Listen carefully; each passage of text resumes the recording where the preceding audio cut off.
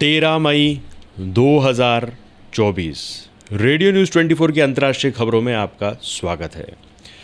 तुर्की और ग्रीस सालों की दुश्मनी को ख़त्म करके एक नई पहल करने वाले हैं। दोनों देश 5 महीने की दोस्ती करके 50 साल पुराने सीमा विवाद का समाधान निकालने की कोशिश करेंगे। इसके लिए ग्रीस के प्रधानमंत्री किरियाकोस मित्सोटाकिस सोमवार 13 मई को तुर्की जाएंगे। मित्सोटाकिस तुर्की के राष्ट्रपति रेसेप तैयप अर्दोगान से मुलाकात करेंगे। दोनों के बीच समुद्री सीमाओं, व्यापार और ऊर्जा के क्षेत्र में सहयोग बढ़ाने पर चर्चा होगी। ये सब ऐसे वक्त पर हो रहा है जब दोनों देशों में इजराइल हमास युद्ध के चलते मतभेद हैं। तुर्की खुलकर हमास का साथ दे रहा है जबकि ग्रीस इजराइल का समर्थन करता है। पिछले हफ्ते मित्सोटाकिस ने कहा कि ग्रीस हमेशा तुर्की के साथ बातचीत के पक्ष में, तुर्की भी हमसे अच्छे संबंध रखना चाहता है, इसी में दोनों देशों की भलाई है। उन्होंने कहा कि अगर हमारी सहमति नहीं बनी फिर भी दोनों देशों के बीच बातचीत के रास्ते हमेशा खुले रहने चाहिए।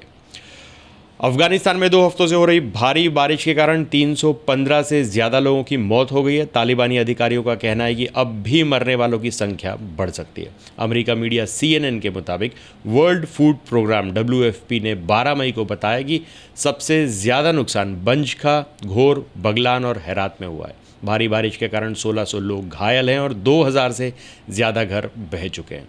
WFP ने सोशल मीडिया पोस्ट पर बताया कि अचानक आई बाढ़ ने अफगानिस्तान को तबाह कर दिया है। बगलान में सबसे ज़्यादा मौत हुई है। बगलान में 100 से ज़्यादा लोग घायल हैं। अधिकारियों का कहना है कि बगलान के लिए जाने वाली सड़क बह चुकी है, जिससे वहाँ राहत पहुँचाने में देरी हो रही है। वहाँ से लोगों को निकालने के लिए सेना भी भेजी जा रही है। पाकिस्तान के कब्जे वाले जम्मू कश्मीर में बढ़ती महंगाई और बिजली की कीमतों के विरोध में लगातार दूसरे दिन भी प्रदर्शन हुए। इस दौरान पुलिस और POK के राजनीतिक धार्मिक संगठन आवामी एक्शन कमेटी AAC के बीच शनिवार को झड़प हो गई। इसमें एक पुलिसकर्मी की मौत हो गई जबकि 100 से ज़्यादा लोग घायल हुए। जियो न्यूज़ के मुताबिक प्रदर्शनकारियों के बीच AAC ने पूरे POK की बंद की अपील की है। इसके बाद स्कूल, ऑफिस, रेस्तरां, बाजार और दूसरी सार्वजनिक जगहों पर ताला लटका नजर आया। POK के मदीना मार्केट में भारी पुलिस बल तैनात रहा। यहाँ AAC के कार्यकर्ताओं ने मार्च निकाली। पुलिस ने मुजफ्फराबाद जाने के रास्ते में बैरिकेड लगा दिए। ईरान ने कहा है कि अगर उसके अस्तित्व को कोई भी खतरा हुआ तो वह इसका सामना करने के लिए परमाणु बम बनाएगा। ईरान के सुप्रीम लीडर आयतुल्ला अली के एडवाइज़र कमाल खारजी ने शनिवार को यह बयान दिया। खारजी ने कहा, हमने अब तक परमाणु बम पर कोई फैसला नहीं किया है, लेकिन अगर ज़रूरत पड़ी तो हम अपना यह सिद्धांत भी बदल सकते हैं। अगर इजराइल ने हमारी न्यूक्लियर फैसिलिटीज़ पर हमला किया तो हमें अपनी रक्षा के लिए यह कदम उठाना पड़ेगा। दुनिया में छिड़े 2 बड़े युद्धों में हथियार का बाजार गर्मा गर्मी पर है। कोरोना काल के बाद भड़के यूक्रेन रूस युद्ध और पिछले साल अक्टूबर में इजराइल हमास युद्ध के बाद अब हथियारों का बाजार तैयार हो गया है। इस साल 250 लाख करोड़ रुपए के हथियारों की बिक्री होने की संभावना है। अब तक दुनिया में हथियारों का बाजार लगभग 180 लाख करोड़ रुपए का है। इस हिसाब से इस साल हथियारों की खरीद में 37% की तेज़ी आने की संभावना जताई जा रही है। रक्षा विशेषज्ञों का मानना है कि यह आंकड़ा दोनों देशों के बीच होने वाले आधिकारिक हथियारी सौदों के आंकड़ों से जुड़ा हुआ है, लेकिन दुनिया भर में अवैध रूप से हथियारों की बिक्री का और एक अलग नेटवर्क है और एक बाजार भी है। इसमें कई देशों की सरकारें भी पर्दे के पीछे शामिल हैं। 3 साल में पहली बार यूरोप में हथियारों की खरीद में 13% की वृद्धि हुई। फरवरी 2022 में छिड़ा यूक्रेन रूस युद्ध दूसरे विश्व युद्ध के बाद यूरोप का सबसे बड़ा और पहला युद्ध है। इस पिछले साल अक्टूबर में इजराइल हमास युद्ध ने भी हथियारों की खरीद की रेस को बढ़ाया है। इजराइल के पास अपने बूते के हथियारों का खुद का जखीरा है, वहीं हमास के पक्ष में ईरान और खाड़ी देश अन्य देश ने अपने भंडारों को भी खोल दिया है। अमरीकी राजदूत एरिक गारसेटी ने भारत के रूस से तेल खरीदने पर बयान दिया है। उन्होंने कहा है कि भारत ने रूस का तेल खरीदा क्योंकि हम चाहते थे कि कोई उनका तेल खरीदे। ये हमारी पॉलिसी का डिज़ाइन था। हम नहीं चाहते थे कि तेल की कीमतें बढ़ें। दरअसल यूक्रेन पर हमले के बाद अमेरिका और पश्चिमी देशों ने रूस से तेल और गैस खरीदने पर पाबंदियां लगा दी थी। इससे यूरोप के कई देशों को गैस की किल्लत का सामना करना पड़ा था। हालांकि भारत ने रूस से तेल खरीदना जारी रखा। ऐसे में कई पश्चिमी देश ने भारत पर सवाल खड़े किए थे। वहीं भारत अपने बचाव में कहता रहा कि वो किससे तेल खरीदेगा और किससे नहीं, ये उसका फैसला है, वो किसी के दबाव में नहीं आएगा। इस बीच गारसेटी ने कहा कि भारत ने रूस से तेल खरीद कर किसी नियम का उल्लंघन नहीं किया, जबकि कल विदेश मंत्री एस जयशंकर ने कहा कि हम पर रूस से तेल न खरीदने के लिए दबाव बनाया गया। जयशंकर ने अमृतसर में चुनावी सभा में कहा कि सोचिए अगर हम दबाव में आकर झुक गए होते और रूस का तेल खरीदना बंद कर दिया होता तो लोगों के लिए पेट्रोल की कीमत कितनी ज़्यादा बढ़ जाती। पेट्रोल कम से कम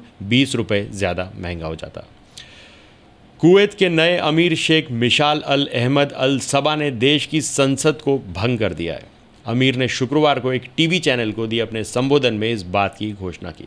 उन्होंने कहा कि देश के लोकतंत्र के गलत इस्तेमाल की अनुमति नहीं दूंगा। इसके साथ ही उन्होंने 4 सालों के लिए देश के सरकारी विभागों को अपने कंट्रोल में ले लिया है और कई कानूनों को भंग कर दिया है। अमीर कुवैत का सबसे बड़ा पद है। अप्रैल में नई संसद की नियुक्ति के बाद 13 मई को पहली बार संसद की बैठक होनी थी, लेकिन राजनेताओं ने सरकार में हिस्सा लेने से इनकार कर दिया था। अमीर ने कहा कि सरकार बनाने में विफलता कुछ नेताओं के आदेश और शर्तों को नहीं मानने का परिणाम था। कुवैत के सरकारी टीवी के मुताबिक संसद भंग होने के बाद भी नेशनल असेंबली की सभी शक्तियां अमीर और देश के कैबिनेट के पास आ गई। इससे पहले आखिरी बार फरवरी में देश की संसद भंग की गई थी, जिसके बाद अप्रैल में देश में चुनाव थे।